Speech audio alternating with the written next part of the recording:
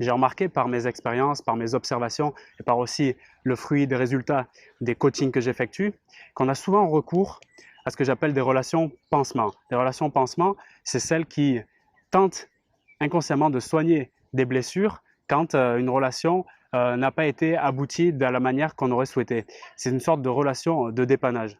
Alors peut-être que toi actuellement, tu fréquentes des gens, encore une fois que ce soit un couple, donc de manière sentimentale ou en amitié, où tu ne te sens pas complètement complet, tu te sens un peu vide, tu te sens pas bien, tu vois, tu as des émotions qui ne sont pas forcément positives. Alors peut-être que tu es en train de vivre ce que j'appelle une relation pansement.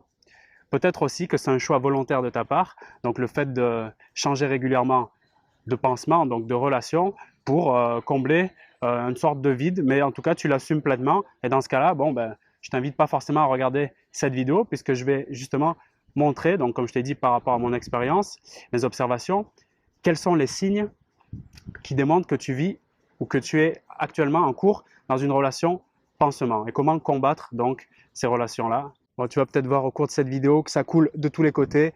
Il n'y a pas de souci avec ça. D'une part, je sors du sport et en plus, il fait super chaud, mais j'en suis très content. Voici les signes, j'en ai noté 5, qui peuvent indiquer que tu n'es pas en train de vivre la relation idéale pour toi, que c'est plutôt une option par défaut, et en plus, une option par défaut aussi pour l'autre. Le premier signe, selon moi, c'est quand l'idée d'être ou de rester seul te paraît juste impensable. Prenons l'exemple, si tu viens de finir un couple, et à peine tu as le temps de sécher tes larmes, tu te mets direct en mode site de rencontre. Adopt, Mythique, Tinder, les choses comme ça, pour essayer donc de te refaire une santé émotionnelle. Voilà un premier signe qui peut indiquer que tu risques de rentrer dans une relation pansement. Deuxième signe, c'est de penser et agir avec l'état d'esprit du manque. Alors qu'est-ce que ça veut dire?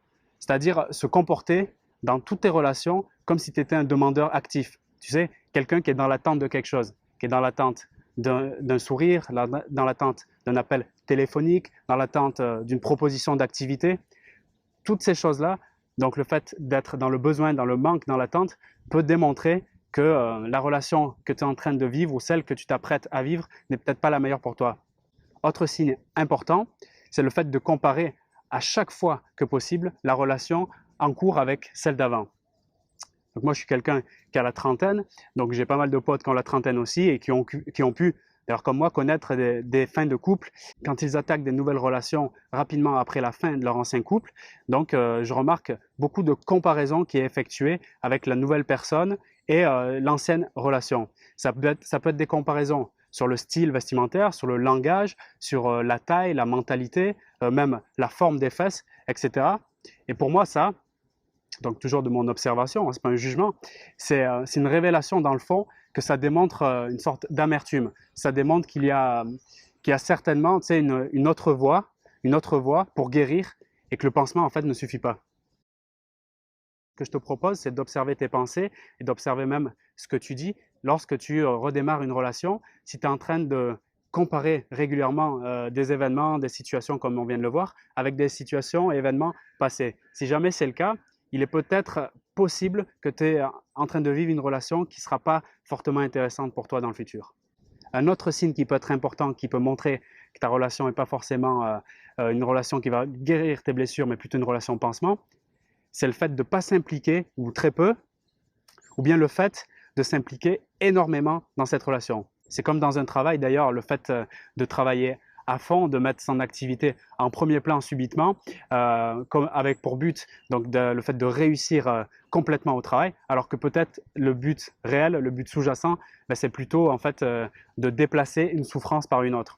Donc encore une fois, il est intéressant de s'observer pour savoir si d'un coup, après la fin d'une relation, on se comporte différemment dans notre attitude face à l'implication qu'on a dans cette relation. S'il y a un déplacement subit donc de l'attitude, c'est-à-dire qu'on fait des choses complètement différentes, ça peut indiquer qu'on n'est peut-être pas à notre place dans cette relation. Un cinquième signe, d'ailleurs qui peut regrouper tous les autres, parce que c'est un état d'esprit, c'est le fait d'être nostalgique et donc de se comporter avec nostalgie.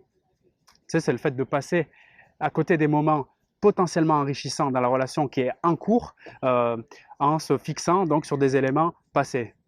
Être nostalgique, c'est vivre dans le passé et vivre dans le passé, ça tue le moment présent. Donc, ça tue toutes les relations que tu es en train d'entreprendre actuellement.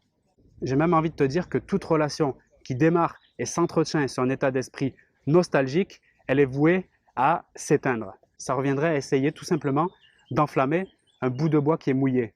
Tu prendrais un maximum d'énergie et c'est même pas sûr que tu y arriverais en définitif.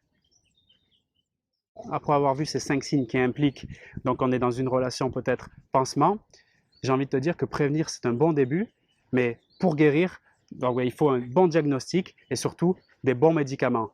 Là, c'est vraiment nécessaire pour ta guérison. La solution pansement, effectivement, c'est celle qu'on peut utiliser le plus rapidement parce que sur le court terme, on a l'impression que c'est efficace. Mais si comme moi, tu as envie d'avoir des relations saines, des relations de qualité, des relations durables, il faut être prêt à faire une opération en profondeur sur sa manière de réagir, sur sa manière d'agir. Donc en fait, c'est un travail en profondeur sur soi, avec un focus sur l'estime de soi, sur l'amour de soi, sur la confiance en soi. Oui, c'est un long travail, c'est un travail qui est nécessaire.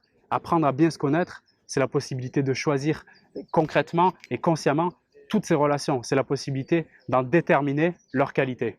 Et si tu n'es pas abonné à cette chaîne, je te propose de me rejoindre et de rejoindre toutes les personnes qui sont déjà abonnées, qui suivent mes vidéos, parce que c'est le but ultime de cette chaîne, d'arriver à apprendre à bien se connaître pour avoir des meilleures relations avec soi-même et avec les autres.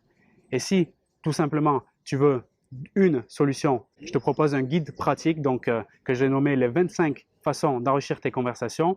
Ça te permettra directement donc d'avoir des habiletés sociales et des compétences relationnelles plus avantageuses pour nourrir donc tes futures relations. Maintenant, autour de ça, il y a un gros travail à faire, effectivement, comme on vient de le voir, sur toi-même. Et je suis sûr que tu en es capable parce que tu as ce potentiel. Rien que le fait que tu sois là maintenant, c'est bien la preuve que tu es dans cette direction et je t'en félicite énormément. Voilà pour cette vidéo.